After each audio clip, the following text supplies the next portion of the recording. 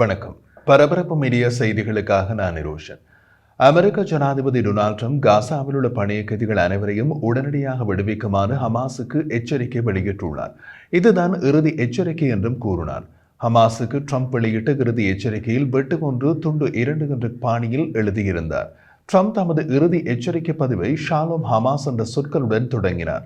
சாலம் Hamas என்றால் வணக்கம் Hamas அல்லது குட் பை ஹமாஸ், நீங்கள் விரும்பியதை தேர்வு செய்யலாம் என்றார். தொடர்ந்த எச்சரிக்கையில் பணைய கைதிகள் அனைவரையும் இப்போது விடுவிக்கவும், பின்னர் அல்ல இப்போதே.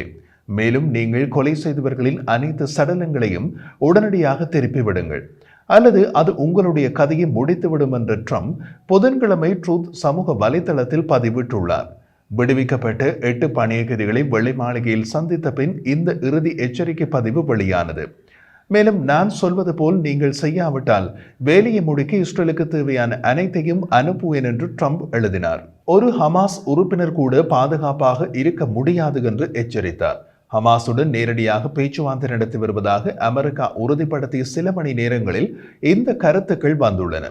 கத்தார் தலைநகர் தோகாவில் சமீபகால வாரங்களில் பேச்சுவார்த்தை நடந்ததாக ஆக்சியோஸ் ஊடகம் முதலில் தெரிவித்தது. இது தீவிரவாத அமைப்புகளாக கருதும் குழுக்களுடன் பேசாத அமெரிக்காவின் பாரம்பரியத்திற்கு எதிரான நடவடிக்கையாகும். 1997ஆம் ஆண்டு ஹமாஸை ஒரு வெளிநாட்டு தீவிரவாத அமைப்பாக தடை விதித்த அமெரிக்கா பாரம்பரியமாக தீவிரவாத அமைப்புகளுடன் பேசுவதில்லை. ஆனால் சில விதிவிலக்குகள் இருந்தன. உதாரணமாக ஒபாமா மற்றும் ட்ரம்ப் நிர்வாகங்கள் தாலிபான்களுடன் பேச்சுவார்த்தை நடத்தினார்கள். தாலிபான் அமெரிக்காவின் இரட்டை கோபுர தாக்குதலை அடுத்து தீவிரவாத அமைப்பாக தடை செய்யப்பட்டது. வெள்ளை மாளிகையின் செய்தி தொடர்பாளர் கேரோலின் லீவிட் ஹமாஸுடன் நேரடியாக பேச்சுவார்த்தைகள் நடைபெறுவதை உறுதிப்படுத்தினார். கேரோலின் லீவிட்டிடம் ஏன் அமெரிக்கா நேரடியாகவும் முதல் தடவையாகவும் ஹமாஸுடன் பேச்சுவார்த்தை நடத்துகிறது என்று கேட்கப்பட்டது. அதற்கு அவர் கூறிய பதில், நீங்கள் குறிப்பிடும் பேச்சுவார்த்தைகள் என்று வரும்போது முதலில் அந்த பேச்சுவார்த்தைகளில் ஈடுபட்டுள்ள சிறப்பு தூதருக்கு யாருடனும் பேச அதிகாரம் ஜனாதிபதியால் கொடுக்கப்பட்டுள்ளது என்றார். பணைய கைதிகள் விஷயத்தை கவனிக்கும் அமெரிக்க சிறப்பு தூதர் ஆடம் போக்லரை குறிப்பிட்டு அவர் கூறினார். பேச்சுவார்த்தையின் நோக்கம் குறித்து கேட்டபோது அதுக்கு லீவிட், நான் அதை இங்கு விவரிக்கப் போவதில்லை என்றார். ஹமாஸுடனான நேரடி பேச்சுக்கள் தொடர்பான தனது நிலைப்பாட்டை அமெரிக்காவிடம் தெரிவித்துள்ளதாக இஸ்ரேலிய பிரதமர் அலுவலகம் வெளியிட்ட அறிக்கையில் தெரிவிக்கப்பட்டுள்ளது. இஸ்ரேலின் அறிக்கை இஸ்ரேலுக்கு பேச்சுவார்த்தைகள் பற்றி முன்கூட்டியே தெரிந்ததா அல்லது அது பின்னர் தான் தெரிந்ததா என்பதை தெளிவுபடுத்தவில்லை. இஸ்ரேலின் நிலைப்பாடு என்ன என்பதை அந்த அறிக்கையும் கூறவில்லை.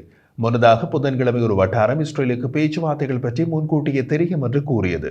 நியூயார்க்கில் உள்ள இஸ்ரேலின் தூதரக ஜெனரல் ஆஃபிர் அகூனிஸ் இஸ்ரேலை அழுத்தத்திற்கு உட்படுத்துவதற்கு பதிலாக ஜனாதிபதி டொனால்ட் ட்ரம்ப் ஹமாஸை அழுத்தத்துக்கு உட்படுத்துகிறார், இது சரியான விஷயம் என்று கூறினார். வெள்ளை மாளிகை ஹமாஸுடன் நேரடியாக பேசி மேலும் பணைய கைதிகளை விடுவிக்க அழுத்தம் கொடுக்க விரும்பினால் அவர்களது குடும்பங்கள் மற்றும் இஸ்ரேலின் அதிகமான பணைய கைதிகளை காண்பதில் நாங்கள் மிகவும் மகிழ்ச்சி அடைவோம் என்றார். ட்ரம்ப் தமது இறுதி எச்சரிக்கையில் காசா மக்களுக்கும் சில விஷயங்களை குறிப்பிட்டிருந்தார். உங்களுக்கு அழகான எதிர்காலம் காத்திருக்கிறது, ஆனால் நீங்கள் பணைய கைதிகளை வைத்திருந்தால் அல்ல. நீங்கள் பணைய கைதிகளை தொடர்ந்து வைத்திருந்தால் நீங்கள் இறந்து விடுவீர்கள். ஒரு புத்திசாலித்தனமான முடிவை எடுங்கள். பணைய கைதிகளை இப்போதை விடுவிக்கவும் அல்லது பின்னர் நரகம் போன்ற விலை கொடுக்க வேண்டியிருக்கும் என்று ட்ரம்ப் குறிப்பிட்டார். ட்ரம்ப் முன்பு காசாவை ஒரு பெரிய ரியல் எஸ்டேட் தளமாக கருதுவதாக கூறியிருந்தார். அதை மேம்படுத்துவதற்கான வாய்ப்பை காண்கின்றேன் என்றும் காசா மத்திய கிழக்கின் ரிவியராவாக மாறும் என்றும் அவர் கருதுவதாக கூறினார். ட்ரம்பின் எச்சரிக்கை கருத்துக்கள் காசா போர் நிறுத்தம் மற்றும் பணைய கைதிகள் ஒப்பந்தத்தை குறைமதிப்புக்கு உட்படுத்தும் என்று ஹமாஸ் எச்சரித்தது. ஹமாஸ் செய்தி தொடர்பாளர் ஹசீம் கருத்து தெரிவித்த போது, ட்ரம்பின் எச்சரிக்கை கருத்துக்கள் போர் நிறுத்த ஒப்பந்தம் தொடர்பான விஷயங்களை சிக்கலாக்கும் மற்றும் ஒப்பந்தத்தை செயல்படுத்துவதை தவிர்க்க இஸ்ரேலின் அரசாங்கத்தை தைரியப்படுத்துகிறது என்று கூறினார். அமெரிக்காவின் அனுசரணையுடன் செய்யப்பட்ட ஒப்பந்தத்தின் கீழ் ஹமாஸ் தனது முதல் கட்ட கடமைகளை நிறைவேற்றிவிட்டதாகவும் 2ஆம் கட்ட பேச்சுவார்த்தையில் இருந்து இஸ்ரேலிய அரசாங்கம் தவிர்த்து வருவதாகவும் காசிம் கூறினார். ஒப்பந்தத்தில் குறிப்பிடப்பட்டுள்ளபடி 2ஆம் கட்டத்துக்குள் நுழைவதற்கு இஸ்ரேலுக்கு அழுத்தம் கொடுக்குமாறு அவர் அமெரிக்காவை கேட்டுக்கொண்டார். ஞாயிற்றுக்கிழமை முதல் கட்டம் காலாவதியான ஒரு நாளுக்கு பின்னர் இஸ்ரேல் காசாவுக்குள் மனிதாபிமான உதவியை தடுத்தது.